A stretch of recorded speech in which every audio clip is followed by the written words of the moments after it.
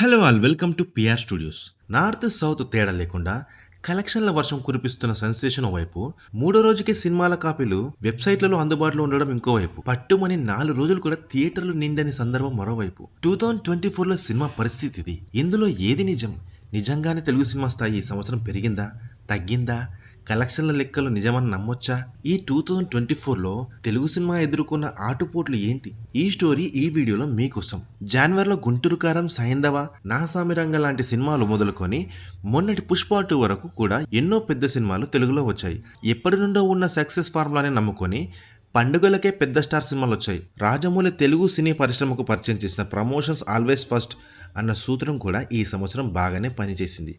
కానీ cinematic feel కోసం తప్ప మంచి సినిమా అన్న నమ్మకంతో థియేటర్కు ప్రేక్షకులను రప్పించే సినిమాలు ఈ సంవత్సరంలో పెద్దగా లేకపోవడం మాత్రం పెద్ద డిసప్పాయింట్మెంట్. అలాగే మంచి కథలతో బాగా చేసే హీరోలు కూడా స్టార్డమ్ కోసం కథను పక్కన పెట్టి వన్ మ్యాన్ షో సినిమాలు చేయడంతో అభిమానులను పక్కన పెడితే సగటు ప్రేక్షకులను థియేటర్లకు రప్పించడంలో కూడా తెలుగు సినిమా ఈ సంవత్సరంలో ఫెయిల్ అయింది. 2019 నుండి కూడా బాలీవుడ్ మార్కెట్ కొంత కుదేలవడంతో తెలుగు సినిమా మార్కెట్కి ఎంతో కలిసి వచ్చింది. రీమేక్ సినిమాలకు, పాత కథలకు కాలం చెల్లిపోయిందని ఇక్కడి ప్రేక్షకులు తేల్చేశారు. అప్పుడే ఓటీటీ ఆడియన్స్ పెరిగిపోవడం తెలుగు సినిమా వైపు భారతీయ ప్రేక్షకులందరూ దృష్టి మరల్చేలా చేసింది. కానీ 2024లో బాలీవుడ్లానే తెలుగు సినిమా కూడా చేతులు కాల్చుకుంది. తెలుగు రాష్ట్రాల్లో హీరోల అభిమానుల శాతం ఎక్కువ. కొంత దీనివల్ల కూడా జెన్యున్గా సినిమా బాగుందో లేదో తెలిసే అవకాశం కూడా మొన్నటి వరకు కొంత క్లిష్టంగానే ఉండేది. కానీ ఇప్పుడు పెరిగిన సోషల్ మీడియా వల్ల ప్రేక్షకుల నిర్మోహమాటమైన అభిప్రాయాలు కూడా బయటకు వస్తున్నాయి. అందుకే ఈ అభిమానంతో చూసే ఫ్యాక్టర్ కొంత ఉన్న సక్సెస్ని నిర్ణయించే సగటు ఫ్యామిలీ ఆడియన్స్కి సినిమా నచ్చిందో లేదో కూడా ఇప్పుడు తెలిసిపోతూ ఉండడంతో ఓ సినిమా నిజంగా సక్సెస్ అయిందా లేదనే ఖచ్చితత్వం అయితే ఇప్పుడు ఉంది. పెద్ద స్టార్ల సినిమాలంటే హీరోల కోసం రాసే కథలే.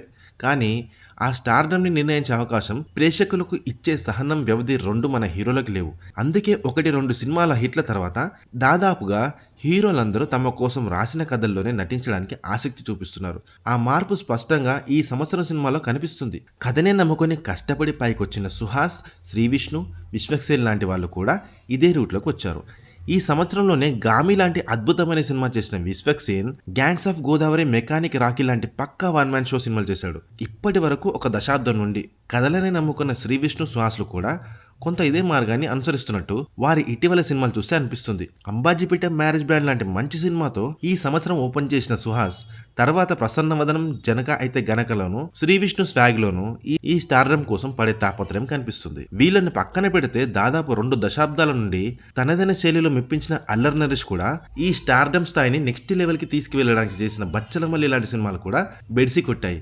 ఇక ఇప్పటికే స్టార్ మార్క్ సాధించిన రవితేజ, గోపీచంద్ లాంటి హీరోలు ఈ 2024లో 2 సినిమాలు చేసినా ఏ ప్రయోజనం లేకుండా పోయింది. విజయ్ దేవరకొండ, సుధీర్ బాబు లాంటి వాళ్ళు కూడా ఇదే స్టార్ స్టోరీ ఫార్ములా పట్టుకున్నా ఫెయిల్ అయింది. మొత్తం మీద హీరోల కోసం రాసే కథలు మాకొద్దని ప్రేక్షకులు గట్టిగా చెప్పిన సంవత్సరం ఇది. తెలుగు సినిమాలో ఫ్యాన్స్ వల్ల సినిమా కథ పక్కన పెట్టి కొంత కలెక్షన్స్ వసూలు చేసే సినిమాలు కొన్ని ఉంటాయి. అవే కలికి, దేవర, పుష్ప 2. హీరో మీద ఒక మంచి అభిప్రాయం ఉంటే ఆ సినిమా హీరో పట్ల అభిమానంతో పని లేకుండా ఆ హీరో సినిమాను చూసే అవకాశాలు ఎక్కువ ఉంటాయని నిరూపించిన హీరో ప్రభాస్.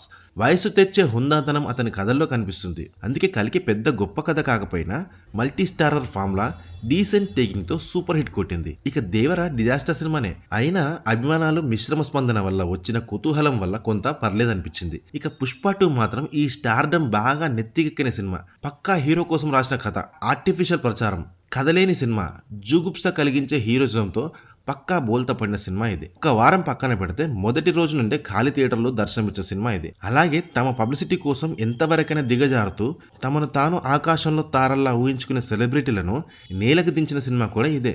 ఇప్పటి వరకు టాలీవుడ్ పరిశ్రమ వల్ల, ప్రభుత్వానికి వచ్చే ఆదాయం వల్ల కావచ్చు, లేదా ఇంకేదైనా కారణం వల్ల కావచ్చు, సినిమా స్టార్స్ను తెలంగాణ ప్రభుత్వం కూడా గతంలో నెత్తిన పెట్టుకున్నాయి. కానీ ఇప్పుడు సంధ్యా థియేటర్ ఘటన నుండి మాత్రం సీన్ మారిపోయింది. No one is above the law అనే బలమైన హెచ్చరికను ఇప్పటి తెలంగాణ ప్రభుత్వం ఈ ఘటన పట్ల తీసుకున్న చర్యలతో స్పష్టమవుతుంది. సినిమా పరంగాను నిజంగాను కూడా హీరోలు ప్రేక్షకులను ఎలా చూస్తారో స్పష్టం చేసిన ఘటన ఇది. అలాగే ఇటు ప్రేక్షకులను కూడా జాగ్రత్త బ్రదర్, మీరు అభిమానుల్లో పిచ్చోల్లో తెలుసుకోండి అని సున్నితంగా మందలించిన వైనం కూడా ఇదే. ఈ 2024లో మంచి కథతో వచ్చిన చిన్న సినిమాలు కూడా ఉన్నాయి. 35 చిన్న కథ కాదు, కమిటీ కుర్రోలు, మ్యూజిక్ షాప్ మూర్తి, మత్తు వదలరట్టు, హనుమాన్ ఈకోకి చెందినవే. ఇక్కడ కూడా అదే publicity stunt formula. Hanuman cinema ఒక్క హిట్ తోనే ఆ హీరో స్టార్డమ్ స్టోర్ల వైపే దృష్టి కేంద్రీకరిస్తున్నాడు.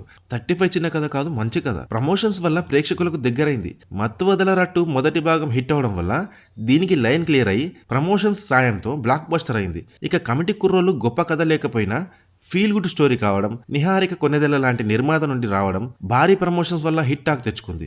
ఆ హీరో కూడా ఇప్పటికే స్టార్ హీరో అయిన ఎన్టీఆర్ బంధువు కావడంతో, కొత్త హీరో అయిన మంచి కథ కావడంతో హిట్ అయింది. కానీ మ్యూజిక్ షాప్ మూర్తి, పేకమేడల్ లాంటి సినిమాలు మంచి కథలతో వచ్చి తర్వాత ఓటీటీలో హిట్ టాక్ తెచ్చుకున్న ప్రమోషన్స్ పబ్లిసిటీ లేకపోవడంతో థియేటర్లో మాత్రం చతికిలపడ్డాయి. సినిమాల హిట్ల కోసం ఎన్నో ఫార్ములాలు సినీ పరిశ్రమ కనుక్కుంటూనే ఉంటుంది.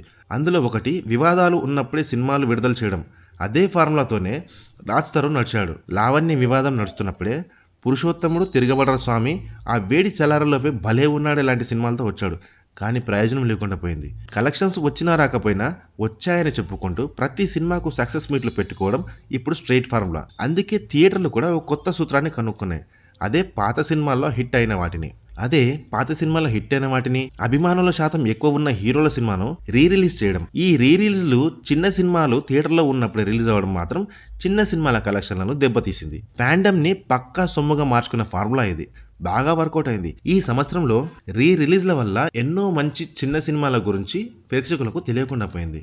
ఏదేమైనా ఒక మేలికతో సినిమా ప్రేమికులను దోచుకోవడానికి ఏదో ఒక మార్గం కనిపెడుతూనే ఉంటుంది. సినిమా వచ్చిన వారానికి పైరసీ కాపీలు లేకపోతే నెలలో ఓటీటీలలో విడుదల ఉండగా థియేటర్కి వెళ్ళి చూసేంత మంచి సినిమాలు ఉన్నాయనే ఆలోచన ఇప్పటి ప్రేక్షకుల్లో కనిపిస్తుంది. అందుకే ఎంతో బాగుందన్న టాక్ వస్తే తప్ప తెలుగు సినిమా థియేటర్లు నిండడం లేదు. ఈ సంవత్సరం అలా నిండిన సినిమా మాత్రం కల్కినే. దానికి కారణం ఫ్యామిలీ ఆడియన్స్, పిల్లలని ఇద్దరిని ఆకట్టుకునే సాధారణ స్టోరీ ఫార్ములా అంతే. అసలు మంచి సినిమాలే రాకపోవడం కూడా దీనికి కలిసి వచ్చింది. ఇప్పటి ప్రేక్షకులను మాయ చేయడం అంత ఈజీ కాదని నిరూపించిన సంవత్సరం కూడా ఇది.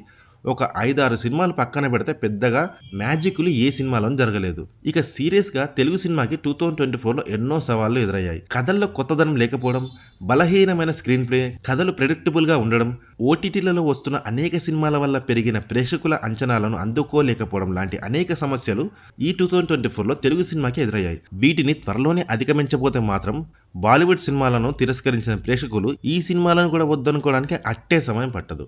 సో ఇది ఈరోజు నా వీడియో. ఈ వీడియో కనుక మీకు నచ్చినట్టయితే, నచ్చకపోయినా సరే మీ కామెంట్స్ ఖచ్చితంగా షేర్ చేయండి. And please don't forget to like, share and subscribe to PR Studios.